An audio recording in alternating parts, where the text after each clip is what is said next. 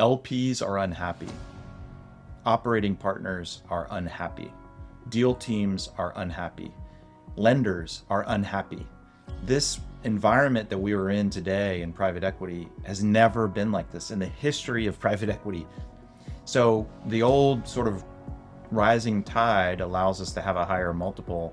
It doesn't exist anymore. So there is a sense of real urgency. But private equity doesn't buy the past. They're buying a vision of what the company could be in 5 years or 7 years or 12 years or whatever it is. Not every founder, CEO is able to make that huge transition from calling all the shots and always being right and not having anybody ever tell them that they made a poor decision to suddenly reporting to a board. Behind every value creation plan, there's a data problem nobody wants to talk about. Fragmented systems, metrics nobody trusts, and decisions made on gut feel dressed up as analysis. Welcome to the PE Data Guy. Each week, host Graham Crawford talks to the operating partners, advisors, and practitioners who are doing the work inside portfolio companies. If you care about what actually drives returns in the market, then you're in the right place. The PE Data Guy starts now. Kit Lisle has spent 30 years in the middle market M&A ecosystem, and he started out reading battlefield maps as a US Army intelligence officer before he ever read a market map. He founded the growth strategy firm Aclaro Growth Partners, and then, after realizing that an entire asset class depends on operators without ever supporting those operators, he built theoperators.pe, the peer community for private equity-backed executives, now nearly 800 members strong. When Kit got tired of hearing 100 different definitions of value creation, he spent 6 months building his own. And today, he's going to walk us through that. So welcome to the show, Kit. It's great to have you on. Oh, thank you, Graham. It's a pleasure to be here.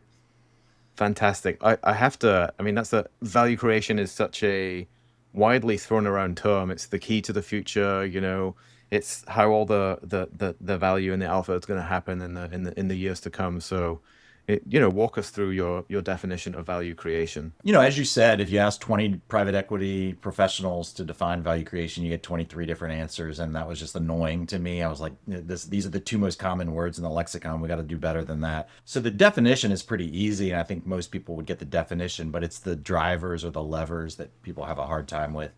So, for me, the definition is it's EBITDA times a multiple. And the influencers of the multiple are reduction of risk, a track record of improving revenue growth, and wise, shrewd investments, plus a team that is scalable. That's it. If you have those elements, the multiple will be high. If you don't have those elements, the multiple will suffer. Now, onto the levers or the drivers. There are 6 of them, as you said. The first one is alignment. And it's the only one that has to happen in a specific order, i.e. first. Without alignment, the rest of it is almost impossible. Alignment internally with the management team, alignment with the board, and honestly, alignment with third-party stakeholders. So that is the first order of business. Number 2 is operational improvement. Sorry, can I just, I want to dive a little deeper into alignment. Is this alignment of what the strategic priorities are for the company, how we're measuring progress, like where's the alignment focused? Good question. Translation risk is a pretty significant risk. And the risk here that we're talking about is that what I call from an Army standpoint is commander's intent. In the battlefield, if a soldier is told to take that hill, there's going to be fog of war, there's going to be chaos, there's going to be uncertainty. So what happens if they can't take the hill and they go running down? So you have to know, what was the ultimate objective here beyond just taking that hill? And the same thing is true in private equity. If you don't understand the investment thesis and the value creation plan, then you're you have blinders on. You're not aware of the full context of what the board intends. And very few private equity backed executives are actually handed the investment thesis and the value creation plan, which is ridiculous. It makes absolutely no sense. That is kind of crazy. Did I share this example with you the other day? The many years I spent at Capital One. One of the reasons I think Capital One is a great company that has done so well over the years is once a year, Rich, the CEO, takes a week out for him to personally deliver the company strategy and what he thinks the levers are in the industry to every salaried employee. Before COVID, he would roadshow around and hire big theaters out. Post-COVID, he takes, at least at the last point of my knowledge, 1 week in May, and it's not just here's a deck and a few blue boxes and I'm going to give you an hour. It's 4.5 hours for 4 straight days, like 10 till 2:30, and he walks in great detail through the company's strategy and what he expects the employees to do in response to it. And let me tell you, it's so empowering. It cuts out so much dilution of intent, commander's intent, as you named it. And I think it leads to like even people working in call centers dealing directly with customers, in branches dealing with banks, they can refer back to that and think, well, based on what the CEO of the company, this 60,000 employee company told me, I already know what to do. I don't have to go ask my manager. I don't have to look at my manager's strategy deck. I know what the deal is. And I think that's one of the keys to how good that company is. I want to react to that. So first of all, congratulations to Capital One for doing that work. The cautionary tale, though, is many CEOs will deliver the message. They'll communicate, this is our plan. This is the value creation plan. These are the 3 most important priorities that we are working on today. Mission accomplished. Unfortunately, that's not enough. Were they listening? Did they hear it? Did they understand what that actually meant? Are they then willing to say, we are aligned and I will actually be changing my behavior? Can they translate the work they do on a day-to-day basis to one of those boxes on that slide, right? Exactly. And sometimes what that means is if the CEO says, these are the 3 priorities that we are working on together, that means I am going to stop doing this that I have been working on for the last 9 months because now I have 3 new priorities. And not everybody does that. In fact, in the lower middle market, it's not, unheard of for a plant manager to say, I've been here for 20 years. I've seen a lot of change come and go. I'm perfectly happy with the process I use right now. I'm not going to change. I'm just turning the handle, right? I'm turning the handle. It's interesting, and I've even come across leadership teams where I can ask the question, what's more important right now, revenue or profitability, new customers or growing value of existing customers, and there's not an agreed upon answer. Yeah, that's a problem, and that's what we mean by misalignment. And what we were just talking about, ensuring that every employee, all the way down to the line and level employees, understand, that's called deployment. And the concept is line of sight. So the CEO, the management team has to have line of sight to see what every employee is actually focused on doing. Are we aligned? Perfect. Sorry to stop you on number 1. Yeah, Leave well, number it's 1. fine. It's fun. Number 2 is operational improvement. I call this the easy button because a lot of private equity groups just want to jump straight to, all right, we're going to reduce costs within the organization. We're going to put in new systems, processes, technologies. And if you do that first without ensuring alignment, then people are going to say, why? Like, what's in it for me? Why am I going to change my process? So it sometimes is very difficult without ensuring alignment. Yeah, I've first. been doing it for I've been doing it for a long time. This has worked, and in fact, there's proof that it's been successful because my company's so successful that it's been bought by private equity, right? Well, So that is a fantastic point, and it's a real live story. I'll tell you about a chief strategy officer who came to me. We have a peer advisory group called Strategic Growth Council, and so he came into that group with an up at night dilemma that he wanted to share, and the quandary was this: I'm the chief strategy officer. I'm also the highest ranking incumbent member of the management team. In other words, he was an executive who worked there before private equity. And so what he said was, every day, there's almost like a line of people waiting to come into my office to talk to me. And they don't want to just have a random conversation. They're asking me questions like, where's the fire? Where's the urgency? I don't understand. Why are we changing everything? They bought us, right? Like they were impressed with us enough to acquire us. Why are they changing everything? And what's in it for me? Why do I have to change just because some new owner took over? What was wrong with the way things when Bill ran this company? And so he said, I'm not the CEO. I can't answer these questions. And if I go to the CEO and tell him he's got a potential mutiny on his hands, how do I avoid getting shot? Because the messenger usually gets shot with messages like that. So anyway. indeed, yeah, I work with my clients on based something around a published model called ADCAR, which starts with awareness, desire, and knowledge as a kind of change management framework. Before you even get into implementing the change, you have to build awareness of the change that's coming, create desire within the people who are impacted by the change so that they understand the purpose of it, as well as creating knowledge within them of like what they're going to have to do in this post-change world before you touch anything at all. I love it. I love it. That's actually fantastic. Can you repeat those words again? The model's called ADKAR. It's ADKAR. Awareness, desire, knowledge, ability, and then reinforcement is the last one, where we look back around and say, hey, we made this change. Has it made the difference that we wanted it to make? And sort of people are involved and feel cared for in the process, as well as invested in the outcome of it. Right. That's good. Yeah. That's good stuff. Yeah, it's a good model. The implementation of any data change that we do, like I always say, hey, the communication and change management of this is more important than the technology choice, 100%. But that's a soft, touchy-feely, qualitative people issue. So in private equity, it usually, it's like, get over it, move on. Yeah. Which if they don't like it, they can leave. Right. And then exactly. and then the person who knows what to do will not be here anymore. Good. No, it's always a balance. Okay, so that was number two. Number three. Number three is fact-based decision making, and related to that, financial analytics and reporting. So, in a typical founder-led or family-owned company, how are decisions made?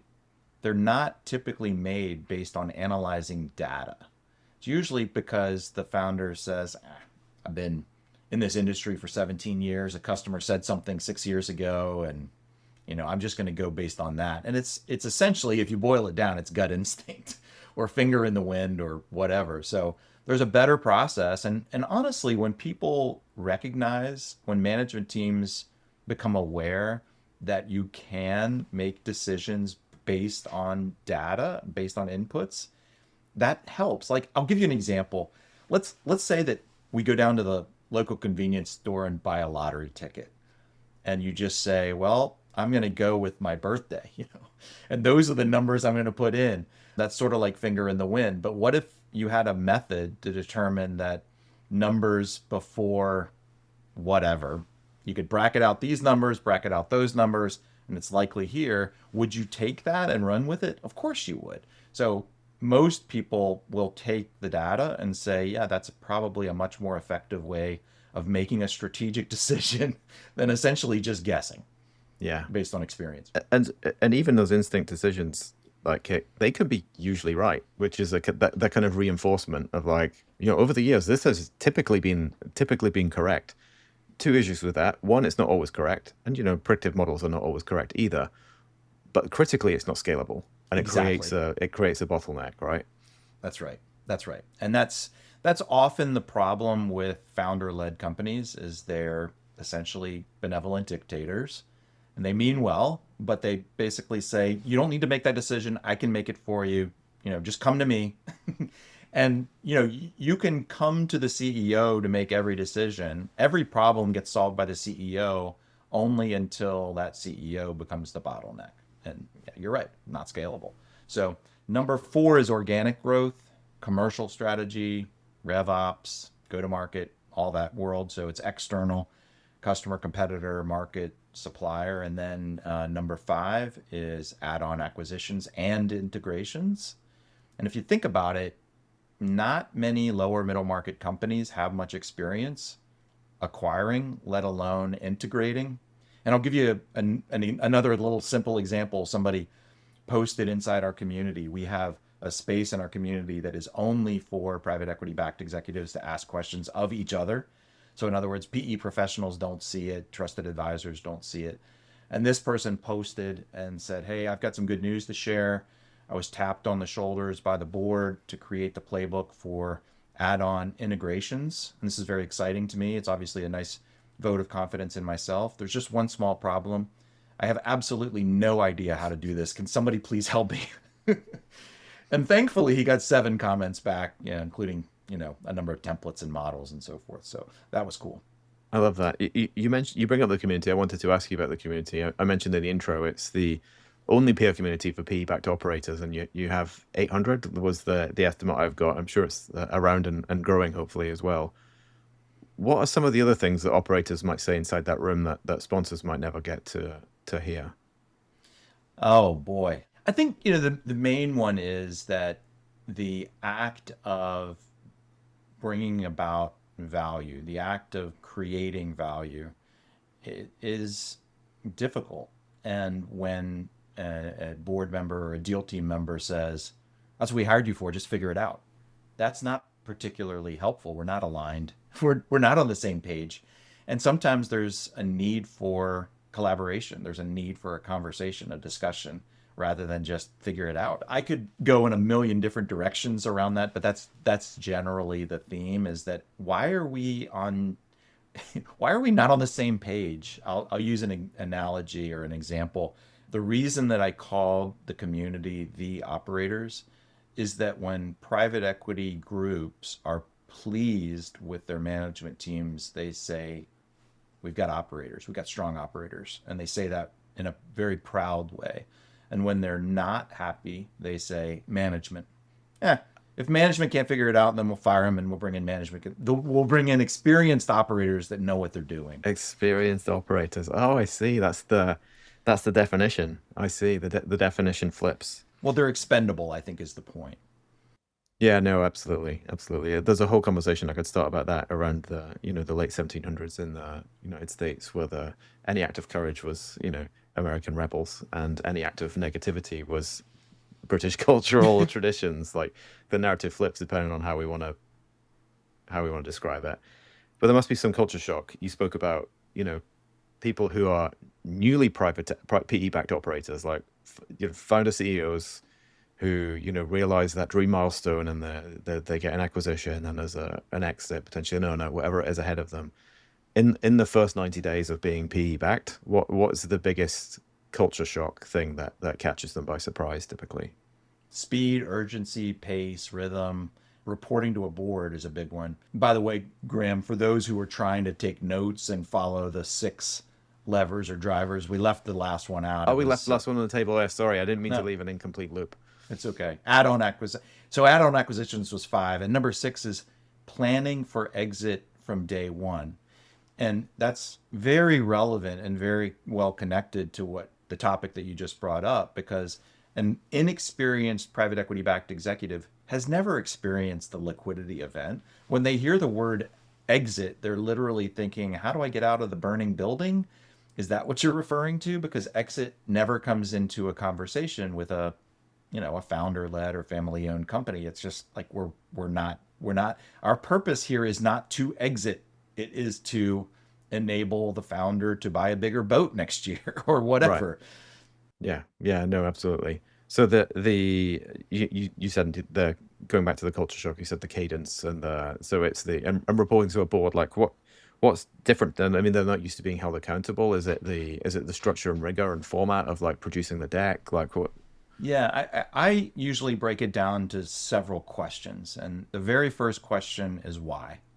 Why did you buy this company? Like, what is it that you saw in the company that caused you to say, "We want to invest in this business"? So that's the first thing that they're not experienced in sort of thinking about, and they need to understand that why.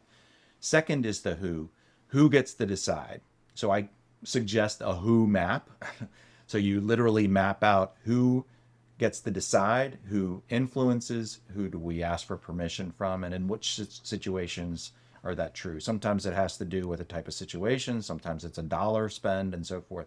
But that understanding of when do we need to waste the board's time by escalating versus when do we get to make the decision on our own without there being consequences, that's really important. Then we get to the when, like when do we exit? So really the planning begins on day one. If the idea is that this is going to be a 5-year hold, and we have to start reverse planning from 5 years out, where most non-PE backed executives are not thinking about where do we stand today, right now, in regards to the value creation plan. Are we more on track today than we were in our last board meeting, or less on track? And that is a very important concept for PE backed executives to keep in mind. And then finally is the what. We talked about the leadership style that most founders adapt, which is benevolent dictatorship. Well, that's not going to work in a highly scalable environment like PE, where you're you're growing and changing very rapidly. So what is the right dynamic or leadership style that makes the most sense given size, scale, situation, etc.? Those are concepts that really don't occur to people who've never been in the private equity ecosystem before. Right. Yeah. Love it. I want to talk about tension now. We spoke about a mutual friend, Lee, who writes often about this. Two sets of tension. One, value creation is more and more important to delivering returns than it ever has been before. I think that's become a truism that's a very smart thing to say about private equity, particularly I've seen this year. But yeah, many PE firms are made up of not very many operators in there, some of whom are put in without necessarily the remit and the influence and the ability to decision make that they might like. Like, where does that friction surface in the community? And like, if the tectonic plates are shifting, so where do you see the sort of the small explosions of magma within the community that haven't quite hit the reality yet of what people are saying out loud? Yeah. So a couple of thoughts. First of all, we just had a global webinar a couple of days ago in which we discussed this exact topic. And, the operators who are on that call, I think, are really willing to dive in and work hard and create value proactively in this new environment. Somebody put it this way: LPs are unhappy, operating partners are unhappy, deal teams are unhappy, lenders are unhappy.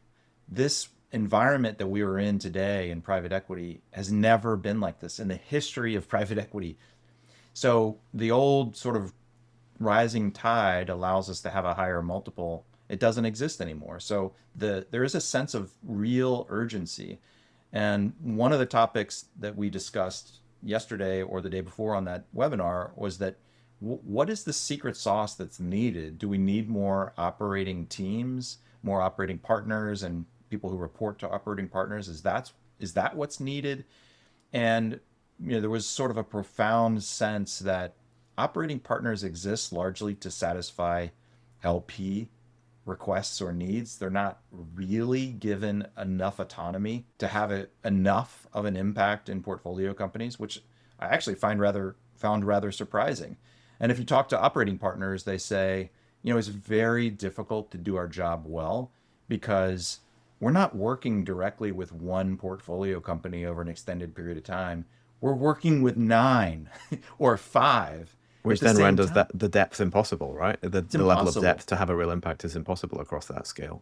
Yeah, and of course, operating partners typically, not always, that's another part of the problem, is the role of the operating partner is so ambiguous. It's so amorphous, poorly defined. There is no common theme around the definition of operating. There's no alignment, Kit. Right. So it's hard to think about a career progression path for operating partners when there's no consistent definition of the role of the operating partner or the sense of autonomy that an operating partner has to make decisions. So then becomes the question, what is the answer? And one of the 100 people who attended the event asked the question, which I thought was not a particularly good question, but it turns out all of the panelists agreed. The question was, well, if it's not operating partners, then why wouldn't you just bring in turnaround artists to be the CEOs of these companies that are in the phantom funds and just fix the problem immediately? Wouldn't that solve the problem? And there was, I think, universal agreement that, yeah, that's what we should be doing. We should be hiring experienced crisis managers, turnaround artists to be the CEOs of these companies. So those CEOs who also have experience, not only as being a CEO of a rapidly growing company, but turning around a broken, distressed company. So that was an interesting insight. Yeah, no, that is fascinating. Thanks for sharing it. And I'm sure like an ecosystem, as you say, where all the main stakeholders are unhappy is not one that's going to continue. Like the tension will build to inevitably the cracks will show and the tectonic plates will rub and we'll get some volcanoes that will go off and people will approach things differently and maybe get different results out of it. And maybe some of these, long holds will start to. I like the job description, turnaround artist. By the way, like that sounds appealing to me. Like I want to go and do that job just for the title, even if I didn't find the background stuff interesting as well. I will watch out for that on LinkedIn alongside forward deployed engineers. That's the other thing that everyone is on LinkedIn now as well. So the future is FDEs and turnaround artists. You heard it here first. I'm a data guy, so I like numbers. You put a number on this one. When lower middle market PE buys a founder-led business, the odds of misalignment, you put at 80% plus because of the sink or swim methodology. If this is failing so often, why is it still happening? I really wish I knew the answer to that. I've talked directly with private equity groups about the wait and see doctrine. In other words, the fact that a private equity group acquires a company and then they just observe for 9 months or 18 months, maybe an average of a year, and they're trying to discern, all right, maybe we've got some operators that are going to make the cut as private equity backed executives, and we're obviously going to have some that are going to not sink, not swim, but sink. And those will be easily fired and replaced. The problem with that logic is that it is incredibly inefficient. So if you could do organizational or management due diligence at the outset, and then if you could arm the management team, well, sorry, backing up, the due diligence results in an awareness that there are two people on the team who are clearly never going to be able to perform in a private equity backed environment. That doesn't mean they're bad people. It doesn't mean they're not capable in their role. It means they're just simply not suited for the environment of working in private equity. And so those people should be politely offered the opportunity to go work in an environment in which they will be successful early, not in a year. And then the members of the management team who remain should be given the tools and the equipment and the awareness and the lexicon to be successful in a collaborative, iterative environment. So, in other words, to gain alignment with the board. The reason that that does not take place, I'll just quote one deal team member who listened to me describe that, and he said, "Kid, I don't know. I mean, that just it sounds like a lot of work. I mean, wouldn't it just be easier to, just basically wait a year and then fire the entire management team and replace them with experienced operators that know what they're doing?" And I mean, I honestly thought he was kidding, but I think this is sort of representative of the logic currently, and they don't have a year. I mean, that's the point, is that today you can't afford the wait and see doctrine. You really need to get in and start creating value in the first 100 days. Yeah, it's a learned pattern, right? One that has previously produced success, but it turns out that the success was despite that pattern, not because of it. Precisely. Well said. Yeah, yeah, it is an interesting one, and in those fire and placed environments. So, like, I'll say, like, I see a lot of stuff on the other end of this. It's common for me to get calls when a PE is 2 years into hold, right? And there might be a 4 or 5 year hold going on, and they're like, okay, we haven't really gone anywhere. We need some help untangling the data to understand why this company is not growing the way it should be growing. But as you say, if you do that 1 year of sink or swim, burn everything to the ground, put a bunch of new people in, and then they're only a year in. It's understandable why that situation happens, right? In terms of the people that get put in, though, again, I don't know if you hear or see elements of this in the community. Like for a high stakes, high risk profession, there's no kind of certification or qualification, and I think some of the folks you had on the panel would be very quick to say, oh, that's because those roles are being filled by, oh, I know this guy, like he was a executive at this big company, he went to HBS, he did a stint at McKinsey, putting people in on that basis rather than actually properly qualifying people for the role. To what extent do you think that is true? People are always happy to talk about it, but like, to what extent do you think that still happens versus, people diligently searching for the right operators or management team for the right job at the right time? Yeah, it's interesting. This just came up literally earlier today. I was on a Zoom meeting with a prospective member of the community who sort of asked, are there a definitive list of characteristics and traits of a private equity backed executive? And he long-winded. We don't need to get distracted on the topic, but essentially he was trying to understand why highly qualified executives who work in Fortune 500 companies are often actually not allowed access to private equity. They're not invited in for interviews. And I've discussed this with recruiters quite a bit as well. And it's interesting that a lot of private equity groups have a I'll use that expression, easy button again. They'll create their specs or their criteria of the COO that they want, or whatever. And industry experience, is right up there. Prior private equity backed roles is right up there. And, you go down the list, and, you sort of back up and say, well, isn't it true that a chief operating officer can work in different environments regardless of industry? Or maybe even more accurately, isn't it true that a CEO can be effective in different industry settings, or a CFO? And yet, in all these roles, the number one criterion is prior industry experience. It doesn't make sense. And then, prior private equity backed experience. And the reason for that, of course, is they don't want to waste their time and energy and effort explaining the lexicon to somebody that's never been in a private equity backed role before. So, to some extent it makes sense, but you're cutting yourself off from an entire population of people that could have been infinitely better than the people that you want, simply because they have the industry experience, they have private equity backed experience. And if those are the top two criteria, I don't know, it's a miss. Yeah, no, I absolutely agree. Of course, the cadence and the speed and the decision making and the pressure are part of the private equity environment. But that, I would also argue, that's not exclusive. Many companies that require the same thing, the same characteristics, in order for executives to be successful, whether or not, regardless of who owns the money that bought the company, right? That certainly exists outside the ecosystem as well, for sure.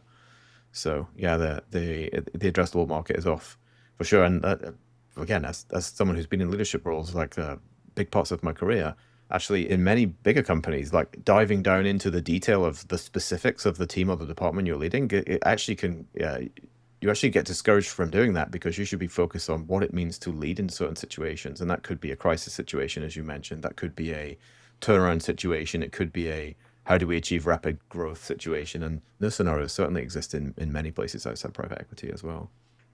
Let's flip the narrative on the other way around. So like that new person who's new into the new founder who's just taken institutional capital, there are things that PE firms can do to increase the chances of success. But what about that new person? What about that founder-led CEO who's just taken institutional backing? Like, what can they do to set themselves up for success? Yeah, are we talking about the CEO who was the owner and founder of the Yeah, company? the founder CEO that's taken institutional capital, they're staying on. They want to be on the right side of the 80% of misalignment, or the 70% that get fired before the end of the whole period. Like, they want to be in the right side of that. Like, what should they do to set themselves up for success? Yeah, this is a tough one, because one of the things that I've talked about repeatedly is that the notion of founder friendly. We were talking about Lee. It's sort of like if Kentucky Fried Chicken said we're chicken friendly. I don't like the notion of founder friendly, but you can't avoid it, because it's sort of like a public relations branding ploy. You have to appear founder friendly in order to have the conversation with the owner of the business in the first place, because you're competing against strategic acquirers, conceivably.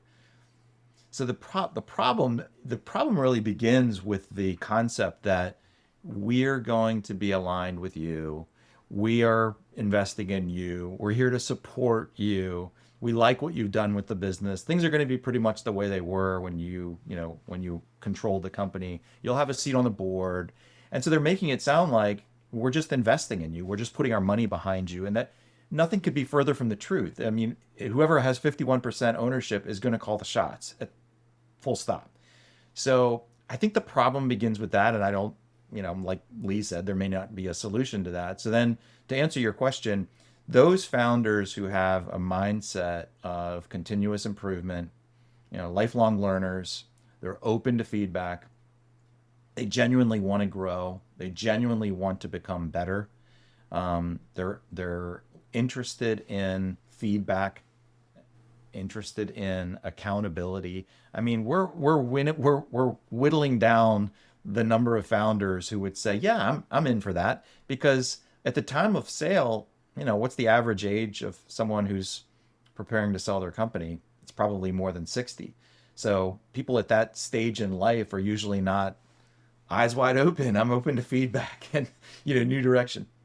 And anything that anything that a new owner does to your company is essentially calling the baby ugly or telling you that you made poor decisions along the way. And it's that's not necessarily the case, because what got you to this point is making a lot of very good decisions and Yeah. running the business very well for a private equity group to see potential. But private equity doesn't buy the past. They're not even investing in the current state of the business. They're buying a vision of what the company could be in 5 years or 7 years or 12 years or whatever it is. And what they're hoping is that you and your leadership team have the ability to take the business from where it is now to what that view or vision of the future is. And unfortunately, not every founder, CEO is able to make that huge transition from calling all the shots and always being right and not having anybody ever tell them that they made a poor decision to suddenly reporting to a board. It's a pretty tall order. Yeah. I mean, full transparency on my intentions here. Like, I'm a founder CEO of a growing company, right? So, like, hopefully one day I find myself in this seat. My advice to other people listening who are in the same seat, like, if you are so convinced that between you and your current leadership team that you can achieve the same level of growth without the investment, don't take the money. Right? Saying no is an option that's available to you if you're truly convinced of that. If you're not convinced of that and you see the case, yeah, you have to go into it open to, like, okay, we don't know the rest of the journey. We don't know this. Okay, maybe we did 1 to 5, maybe we did 5 to 10, but maybe we don't know how to do 10 to 20 or 20 to 50. And that's what these people are here with their money to do. And we're all invested in getting that outcome, right? And so yeah, let's do it together as a team. That's certainly the way that I'd encourage people to approach it. But I think too many founders are so flattered by the interest and the number that's put in front of them that they don't stop and think that no is an option, even when it might be the right answer for them. Yeah. Do you happen to know Adam Coffey and the book Private Equity Playbook? I'm familiar with that. Yeah, we've exchanged messages, but we never had a conversation. Yeah. So I suspect, since he's survived several rounds of private equity owners, he was a founder he described himself as a blue collar CEO, meaning he worked his way up and then eventually became the owner of the company, sold it to private equity, and then took a second bite of the apple, and then a third, and then a fourth, and was able to continue to make those transitions. So if you can lead a business from 0 to 30, you're typically one mindset. Like, only certain number of executives are truly entrepreneurial leaders. But then if you can take it from 30 to 50 or 50 to 200 or 200 to 500, usually those are very different skills and personalities. But if you're the type like Adam Coffey, who can continue growing, essentially, internally growing, acknowledging that, oh, maybe there is some good advice for me to take from these people surrounding me. Maybe that will help my business. He made an enormous amount of money, as he put it, intergenerational wealth. So anyway. Yeah, the path is possible, but always progress in life is about recognizing not only your own strengths, but recognizing your own limitations and being, open-minded to those. So yeah, lots to learn from that. People who want to continue learning, Kit, operators or management teams, however they describe themselves, who are listening, who want to learn more about the community and all the many great contributions that you put out into the industry to help people learn, like, where should they go and find you? Theoperators.pe. That's our website. And I think I'm the only Kit Lisle on LinkedIn, so I'm probably pretty easy to find. So yeah, there's a lot of content on the website. Yeah. Perfect. I'll make sure I'll drop the links at the bottom for everyone to go visit. Thanks so much for coming on and sharing all that wisdom with the audience today. Very much appreciated by them and definitely appreciated by me as well. So thank you. Oh, thank you for the opportunity, Graham. This was a fun conversation. I appreciate it. Talk to you very soon. Thanks for listening to the PE Data Guy, the place where private equity meets data. Please forward this episode to your favorite private equity friend. Thanks for listening. See you next time.